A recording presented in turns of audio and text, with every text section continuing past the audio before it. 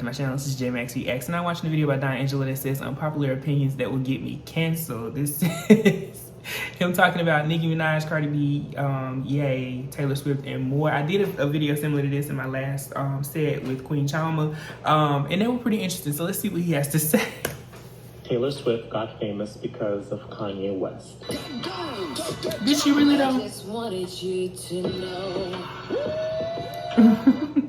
Hey guys, Don here, your pop culture boy. So, the last time I had an unpopular opinion video was around this time in 2021. Yeah, a year ago. I've been putting this video off for so long, and it's honestly overdue. Now, if your feelings are easily hurt, or you have to agree with everything someone says, if you base your entire personality trait on celebrities, then this video is for... Yes, it is time to piss people off. Get your popcorn, get your snacks, and let's get into these unpopular opinions that should be popular. I love these kind of videos. For years now, there's been the speculation that the music industry, mainly Atlantic Records, is trying to take down Nicki Minaj, and I don't think there's anything wrong with that. Now, Barbs, before y'all start to say I hate Nicki Minaj, let me explain where I'm coming from. A lot of these major artists like Nicki Minaj have gotten so famous to the point that they have become conglomerates. They have been so commodified. Like Travis Scott did a song called Franchise, where he's basically saying that he's a franchise in the rap sphere. And even Jay-Z said it, I am not a businessman, I'm a businessman. So when I look at Nicki Minaj, she is no different from a KFC or a Coca-Cola at this point. And KFC and Coca-Cola has caused other brands to rise solely because those other brands like Pepsi or Popeyes saw that, hey, people like that shit and I want a piece of that pie. Matter of fact, I want the whole pie. Nicki Minaj has done something that no one has ever seen before. She had total control of the female rap pie for almost 10 years. So for almost a decade, while these other labels had to watch Nicki Minaj and her label control the female rap game. So of course these other labels are going to try their hardest to manufacture another female to compete with her. Wherever money is being made, labels are going to want a piece of that pie. And I don't see anything wrong with that. Now, sabotage, that's not cool. That's low to do if true. And I know some of y'all are saying, yes, it is true. They tried to sabotage Nicki Minaj. Many rappers came out and said so-and-so tried to pay them to diss Nicki Minaj. Well, that's not sabotage. That's trying to manufacture a moment or trying to manufacture a beef. I have heard a certain label, Atlantic Records, have allegedly tried or have infiltrated her team and sabotaged her. But honestly, I don't really pay much attention to that narrative just because it's on blogs and because Nicki Minaj said this on her Queen Radio or Remy Ma said this or Cardi B said this. Look, people talking is not proof to me. If y'all want to believe it, that's cool. But for me though, I'm just neutral. Anyway, if the industry trying to take down Nicki Minaj means they want a piece of the rap female pie and is trying to compete, I don't see anything wrong with that. Because Nicki Minaj was kind of getting comfortable in the late 2010s, and a lot of people, including her fans, thought her sound was getting tired and could feel that someone was going to come out of nowhere, someone that could really captivate the mainstream like her. No one complained when companies go under due to another company doing the same thing they did, but better. Remember BlackBerry? Some of y'all might be too young, but when BlackBerry started to decline in relevancy because iPhone and Samsung was producing better phones, everyone just switched to an iPhone or an Android, and no consumer cried for them. It's just really how it is. When you go high, you are exposed, and you are going to inspire a lot of other people, and those other people are going to try and take your spot.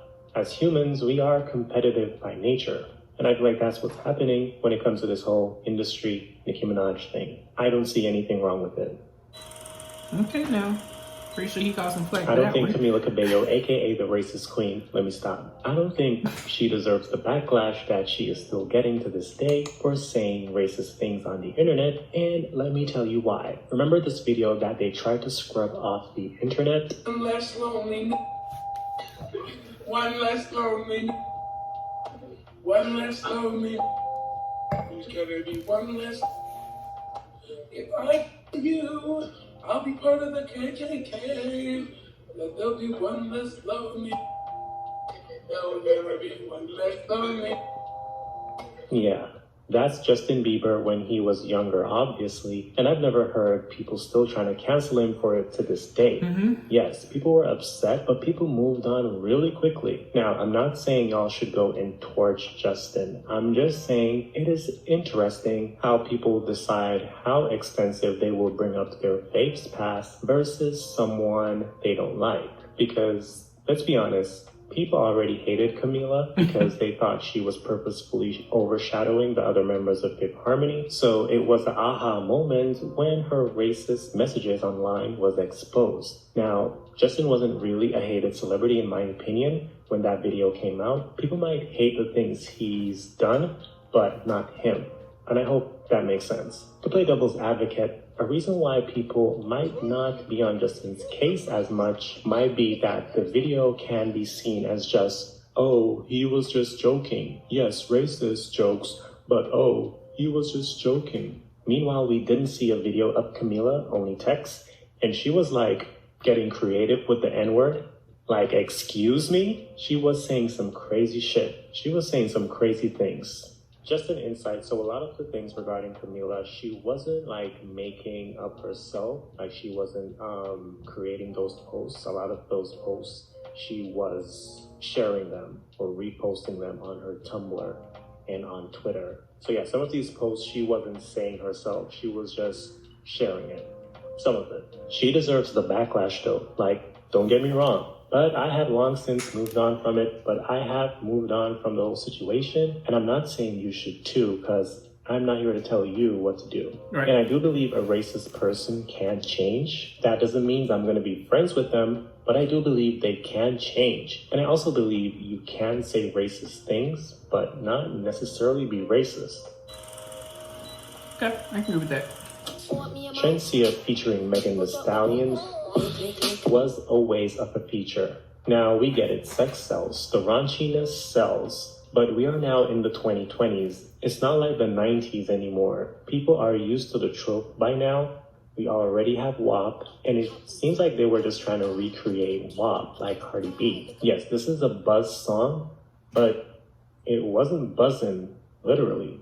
It did nothing for Shenseea. They wasted that feature. It had a zero crossover appeal. Now, Megan did her thing, but the rest of the song was trivial. And Megan should have never done that feature either. Just throw the entire song away.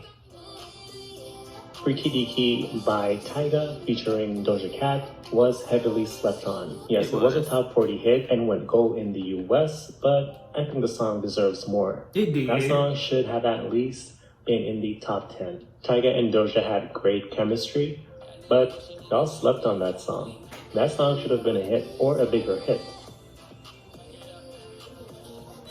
As with a lot of Tyga's music, for real, I know y'all hate him for whatever reasons and feel how I feel about him, but a lot of his music really does slap. It always kind of sounds the same, so I can see where people may not, necessarily go looking for a new Tyga record, but I still enjoy his music. But that song should have been huge.